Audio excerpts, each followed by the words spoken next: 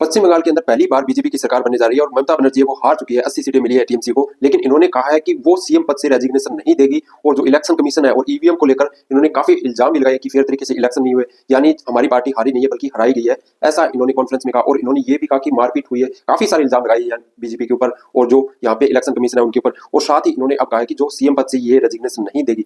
तो क्या ऐसा यहाँ पे ये सही है? हमारे कॉन्स्टिट्यूशन के अंदर कुछ ऐसा है? तो हमारे कॉन्स्टिट्यूशन के अंदर यहाँ पे दिया गया है, क्योंकि बीजेपी अब यहाँ पे अपनी सरकार है बहुमत साबित करेगी और इनका ही सीएम बनेगा। तो हमारे कॉन्स्टिट्यूशन के अंदर स्पष्ट दिया गया है कि 5 साल कंप्लीट होने के बाद किसी कॉन्स्टिट्यूंसी के मंत्रिपरिषद है वो खुद ही भंग हो जाती है और सीएम पद है वो इस्तीफा दे या ना दे कोई फर्क नहीं पड़ता यहाँ पे। और साथ ही 164 आर्टिकल गवर्नर के पास पूरी यहाँ पे पावर होती है कि वो यहाँ पे भंग कर देगा पूरी कॉन्स्टिट्यूंसी को और यहाँ पे नई सरकार है वो अपना बहुमत साबित करेगी। अब यानी अगर सीएम ममता बनर्जी यहाँ पे इस्तीफा दे या ना दे इनसे कोई भी फर्क नहीं पड़ेगा।